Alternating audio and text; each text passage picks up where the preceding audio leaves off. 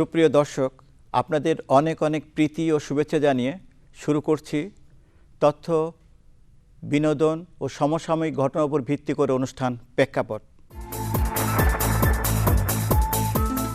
প্রিয় দর্শক, আমাদের দেশের জনগোষ্ঠীর একটি ক্ষুদ্র অংশ হিজড়া সম্প্রদায়। এখন আমি উপস্থিত হয়েছি ঢাকার গোলাপবাগের হিজড়া সম্প্রদায়ের একটি কলোনিতে। এখানে বেশ কিছু সংখ্যক হিজড়া সম্প্রদায় বাস করে। আমি তাদের কাছে জানতে চাইবো তাদের জীবনযাত্রা সম্পর্কে। এই পেশা ছাড়া অন্য পেশা নিতে পারেন না, আমরা তো অন্য পেশা নেবে না, কেন আমাদের ঘৃণা করে, আমরা হিজড়ে। আমি চাই যে আমাদের বাল বাচ্চা নিয়ে আমার জন্য এই সরকারে কোনো একটা ব্যবস্থা করে। লেখাপড়া না করে কেন এই হিজড়া সম্প্রদায় আসছে? আমি লেখাপড়া থেকে দিলে আমার স্কুলের ছাড় আছে, স্কুলের ইয়ারা আছে, তারা অনেক বন্ধু বান্ধবরা টিটকারি মারে, কেউ দেখতে পারে কেউ দেখতে পারে না। তার জন্য কি করি, এই যে আমার নাচ গানই পছন্দ হয়, তাই নাচ গান করি, হিজাবের সাথে ছোট থেকেই বড় হয়েছি। আপনার পরিবার থেকে কবে বিচ্ছিন্ন হলেন? আমি নিজে ইচ্ছে চলে এসে পড়েছি, আর মা বাবাকে দেখতে পারে না বলে হিজড়া, সেজন্য কেউ রাখতে দেয় না, কেউ থাকতে দেয় না, আত্মীয় স্বজন তারা ঘৃণা করে। আমি কি করব? আমি ছোটবেলা মা বাবার সংসার থেকে আমি যখন একটু একটু বুঝতে শিখলাম, তখন তারা আমাকে ঘৃণা করতে লাগলো। তখন আমি কি করলাম যে আমি এদের ফ্যামিলিতে কি করে থাকবো। তখন আমার গুরু মা রত্না হিজড়ার কাছে চলে আসলাম। উনি আমাকে বুকে তুলে নিল। এদের নিয়ে লোকের কাছ থেকে হাত পেতে টাকা পয়সা আনতে গেলে অনেকে অনেক রকমের ব্যবহার করে, বলে কাজ করো কাজ করো কাজ করো। কি কাজ করব? কে আমাকে কাজ দেবে? আমি যদি একটু ওষুধ আনতে দোকানে যাই, আমাকে দাঁড়ায় থাকতে হয়, কারণ আমি হিজড়া, আমাকে তাড়াতাড়ি ওষুধটা দেয় না। আমি যদি কোনো একটা ভালো জায়গায় যাই, আমার হিজড়া বলে আমার ওখানে ঘন্টার পর ঘন্টা অপেক্ষা করতে হয়। এখন কি আপনার পরিবার আপনাকে খবর নেয়? পরিবারের খবর নেই, এখন দেখছে যে আমি চলাফেরা এখন ভালো আছি কিংবা এরকম চলাফেরা হচ্ছে, এখন খোঁজ খবর নেই। নিলে কি হবে, আমি বাড়ি ঘরে যেতে পারছি না, বাড়ি ঘরে তেমন আমার গ্রহণ করছে না, আত্মীয় স্বজন নিচ্ছে না। অ্যাডভোকেট এলিজা রাহি, তার কাছে আমি জানতে চাইবো তাদের সম্পর্কে। বর্তমান সরকারে তাদের জন্য বিভিন্ন প্রকল্প গ্রহণ করেছে। এই ধরনের কিছু কর্মসূচি তাদের স্বাবলম্বী হওয়ার কতটুকু সুযোগ রয়েছে? বর্তমান সরকার এদের জন্য বেশ ভালো উন্নয়নমূলক প্রকল্প হাতে নিয়েছেন। সেটা হচ্ছে সমাজ কল্যাণ মন্ত্রণালয় এবং সমাজ কল্যাণ অধিদপ্তর, তারাই এদের উন্নয়নের জন্য একটা প্রকল্প হাতে নিয়েছেন। সরকারি এবং বেসরকারি সংস্থাসমূহ যেভাবে তাদের পাশে এসে দাঁড়িয়েছি, আমরা আশা করি আমরা যদি তাদের সাথে লেগে থাকি, তাদের জন্য আন্তরিকভাবে কিছু কাজের ব্যবস্থা, কর্মসংস্থানের ব্যবস্থা, বর্তমান সরকার তাদের সে উক্ত প্রকল্প অত্যন্ত সুন্দর সুষ্ঠুভাবে তাদের মাঝে আশা করি বাস্তবায়ন করবে। মানুষজন তাদের ভালোবাসে, মানুষজন তাদেরকে আপন করে নেয়। এই সম্পর্কে আপনার বক্তব্য কি? এদেরকে যারা অবহেলিত, নেগলেক্টেড ভাবে আমাদের সভ্য সমাজ ব্যবস্থা, তাদের মনোমানসিকতাকেও চেঞ্জ করতে হবে। আমরা হিজড়াদের সাথে আলোচনা সাপেক্ষে জানতে পেরেছি তারা সমাজের সামাজিক মর্যাদা চায়, আত্মকর্মসংস্থানের সুযোগ চায়, শিক্ষার সুযোগ চায়, বাসস্থানের সুযোগ চায়। এ বিষয়ে জানার জন্য সমাজসেবা অধিদপ্তরের পরিচালক জনাব মোহাম্মদ মোয়াজ্জেম হোসেনকে আমাদের স্টুডিওতে আসার জন্য আমন্ত্রণ জানিয়েছি। হিজড়া সম্প্রদায়ের কল্যাণে আপনারা কী ধরনের কর্মসূচি হাতে নিয়েছেন? আপনি হয়তো জানেন যে বাংলাদেশের মোট জনগোষ্ঠীর একটা ক্ষুদ্র অংশ হিজড়া সম্প্রদায়ভুক্ত। তারা সমাজে অত্যন্ত অবহেলিত এবং অধিকার বঞ্চিত, অবহেলিত জীবনযাপন করছে। তাদেরকে সমাজের মূলধারা স্রোতধারায় এনে তাদের সামাজিক মর্যাদা বৃদ্ধি সহ কর্মসংস্থানের সৃষ্টি করার লক্ষ্যে সমাজ কল্যাণ মন্ত্রণালয় বিভিন্ন কর্মসূচি গ্রহণ করেছে। আমরা সমাজ কল্যাণ মন্ত্রণালয়ের রাজস্ব খাতে 2012-13 অর্থ বছর এবং 13-14 অর্থ বছরের একটি কর্মসূচি গ্রহণ করেছি, হিজড়া সম্প্রদায় পুনর্বাসন কর্মসূচি। এবং এই কর্মসূচির আওতায় যে হিজড়া আছে বাংলাদেশের, আপনারা জানেন যে ICDDRBর স্বাস্থ্য জরিপ মতে বাংলাদেশে প্রায় 9000 হিজড়া আছে। এই 9000 হিজড়াকে পুনর্বাসন করার জন্য আমরা তাদের বিভিন্ন বহুমুখী কর্মসূচি আমরা গ্রহণ করেছি। তার মধ্যে মূলত তাদের প্রশিক্ষণ এবং সামাজিক সুরক্ষা দেওয়ার জন্য, সামাজিক নিরাপত্তা বেষ্টনীর মধ্যে আনার জন্য তাদের বিশেষ ভাতার প্রচলন এবং তাদের যারা হিজড়া ছেলেমেয়েরা আছে তাদেরকে আমরা শিক্ষার সাথে সম্পৃক্ত করার জন্য শিক্ষা ও প্রবৃত্তির মতো যে কর্মসূচি আমরা হাতে নিয়েছি এবং এটা বাস্তবায়নের জন্য ইতিমধ্যেই আমাদের একটা নীতিমালা তৈরির কাজ শুরু হয়েছে। আমরা আশা করি যে আগামী মাসের মধ্যে আমাদের নীতিমালাটা সম্পন্ন করতে পারবো আমরা, এবং এটা যদি আমরা শেষ করার পরেই আমরা তাদেরকে বাস্তবে তাদের এই কর্মসূচিগুলোর সাথে সম্পৃক্ত করে তাদের আত্মকর্মসংস্থানের সুযোগ সৃষ্টি করতে আমরা সক্ষম হব। আপনি কি মনে করেন এই ধরনের কর্মসূচি গ্রহণের ফলে তাদের আত্মকর্মসংস্থানে এবং বাসস্থানে কতটুকু সহায়ক হবে বলে আপনি মনে করেন? আপনি জানেন যে হিজড়া যারা এখন আছে তাদের তো কোনো নির্দিষ্ট কোনো সম্মানজনক কোনো পেশা নেই। তো আমাদের লক্ষ্য হলো একটাই, যে তাদেরকে সরকারি সহায়তায় তাদেরকে যদি আমরা বিভিন্ন ট্রেডে প্রশিক্ষণ দিতে পারি এবং প্রশিক্ষণ দিয়ে তাদেরকে যদি আমরা অনুদান দিতে পারি, তাহলে তারা এই অনুদান নিয়ে তারা আত্মকর্মসংস্থানে নিয়োজিত হয়ে স্বাবলম্বী হবে এবং তারা এই যে পেশায় এখন আছে এই পেশা পরিত্যাগ করে একটা সম্মানজনক অবস্থানে আসতে পারবে। তাছাড়া যে সমস্ত হিজড়াদের বয়স 40 বা তদূর্ধ্ব, তাদেরকে যদি আমরা বিশেষ ভাতার ব্যবস্থা করি তাহলে সামাজিকভাবে সুরক্ষা পাবে এবং আমি মনে করি যে তারা মর্যাদাশীল জীবনযাপন করতে সক্ষম হবে। আর তাদের যে ছেলে মেয়ে যেগুলো আছে, আপনি জানেন যে তারা লেখাপড়া করে না এবং তাদেরকে আমরা মনে করি যে তারাও এই দেশের নাগরিক, তাদেরকেও শিক্ষার অধিকার আছে, তাদের যে মৌলিক অধিকারগুলো আছে, সাংবিধানিক অধিকার, তারা সেগুলো থেকে বঞ্চিত। এবং আমরা এই কর্মসূচির মাধ্যমে তারা এই যে তাদের যে অধিকার, এই অধিকারগুলো নিশ্চিত করা সহজ হবে এবং তারা যে আমাদের মতোই সাধারণ মানুষ স্বাভাবিকভাবে জীবন যাপন করার নিশ্চয়তা দেওয়া সম্ভব হবে। এবারে চলুন গান উপভোগ করি। গানটি কণ্ঠ দিয়েছেন লালন সঙ্গীত শিল্পী ফরিদা পারভিন।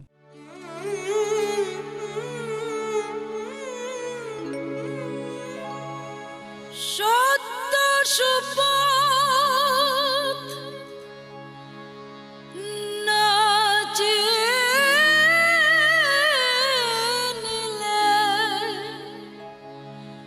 পাবিনে মানুষের দর্শন।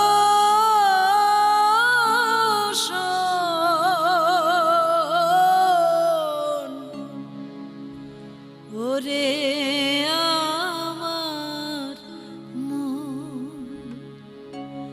সত্য বল সুপথে চলো রে আমার মন, সত্য বল সুপথে চলো রে আমার মন।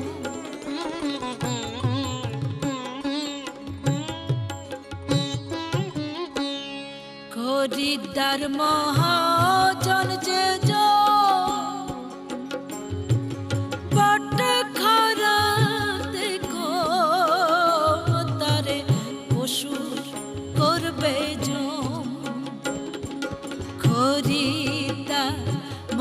মহাজন যে বট খরাতে কম তারে কসুর করবে গোদিয়ান মহাজন যে গোদিয়ান মহাজন যে বসে কেনে প্রেম রতন সেজন, বসে কেনে প্রেম রতন। সত্য বল সুপথে চলো রে আমার মন, সত্য বল সুপথে চলো রে আমার মন।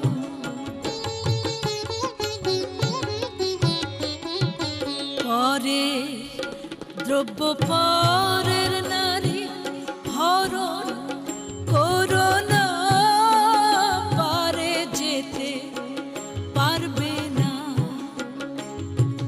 পরে দ্রব্য পরের নারী হরণ করোনা পারে যেতে পারবে না।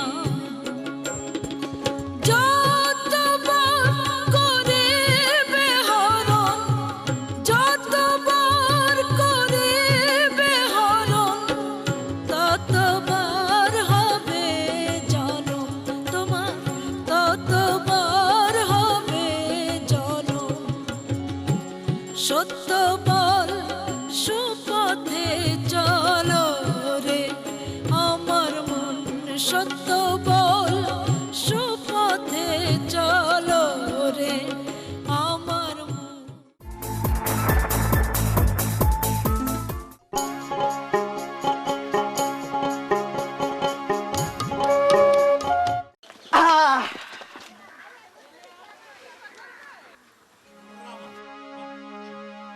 পথ ছেড়ে দাঁড়ান। যদি না ছাড়ি তাহলে লোকজন ডাকতে বাধ্য হব।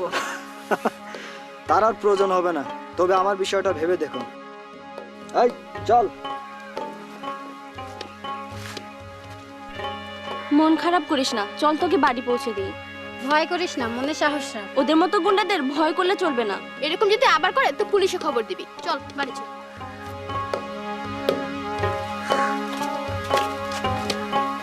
আমরা যাই রে।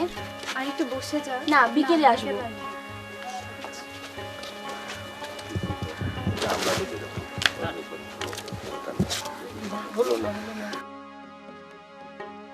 কি রে মা, তোর মুখটা তো মলিন কেন? এমনি মনটা ভালো নেই। কিছু একটা হয়েছে হয়তো।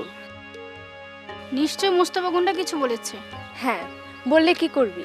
মা ভয় করিস না, প্রয়োজনে আমরা আইনের আশ্রয় নিব। ভাই কি ভাবতেছেন? ভাবছি ওই মেয়েটার কথা। ভাই ওই মেয়েটাকে কিছু না বলে বরং ওর মা বাবার কাছে প্রস্তাব পাঠাও। গুন্ডা বলে ওরা যদি রাজি না হয়, যদি ভালো চায় তো রাজি হবে। ভাই এসব কথা চিন্তা না করে ঘটক চাচাকে পাঠাও।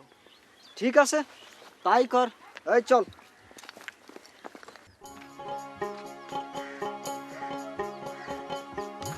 লতিফ ভাই বাড়িতে আছেন নাকি? লতিফ ভাই, আমি ঘটক সাহেব।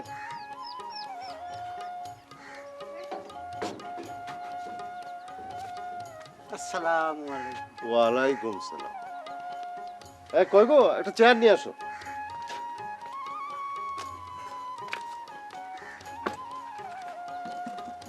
বসো।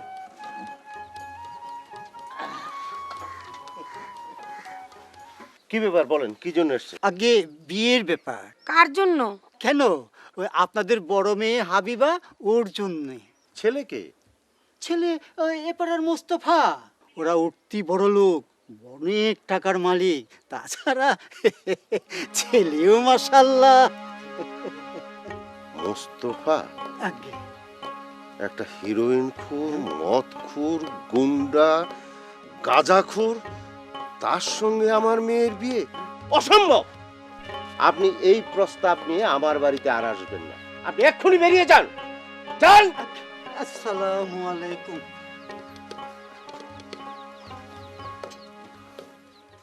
চাচা কি যে খবর নিয়ে আসে। ওই যে চাচা। চাচা ওরা কি বলেছে? ওরা কি বলেছে? হ্যাঁ, ওরা কি বলেছে? ওরা আমাকে অপমান করে বের করে দিয়েছে। কি অপমান করেছে? দেখাচ্ছি মজা। এই চল।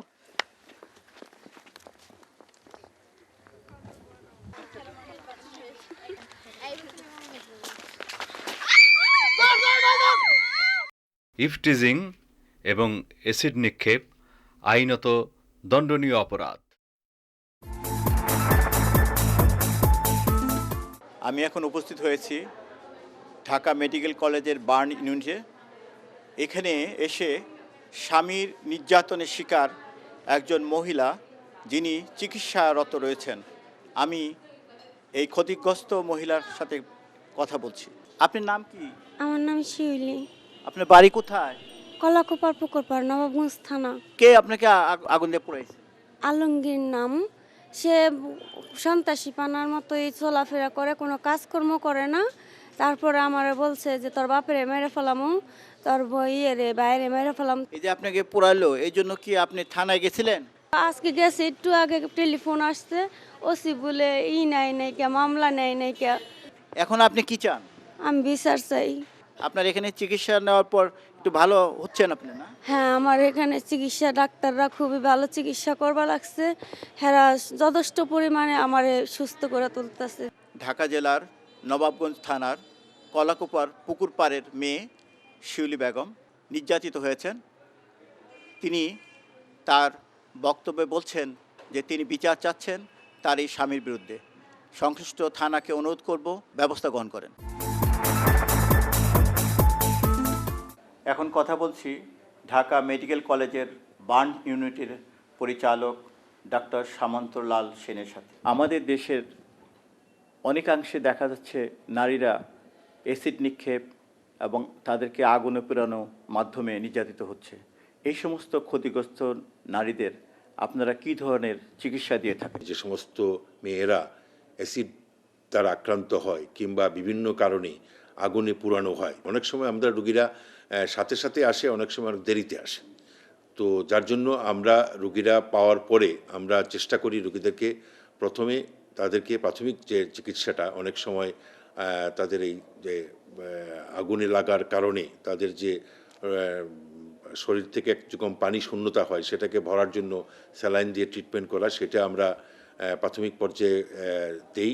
এবং পর্যায়ক্রমে বিশেষ করে অ্যাসিড বার্ন ভিকটিমদের দেখা যায় ম্যাক্সিমামই মুখের উপরে অ্যাসিডটা ছোড়া হয়, যার জন্য যাদের চোখটা এফেক্ট হয় বেশি, যার জন্য চোখের ক্ষতিটা বেশি হয়। এবং আমরা আসার সাথে সাথেই চক্ষু বিশেষজ্ঞের দ্বারা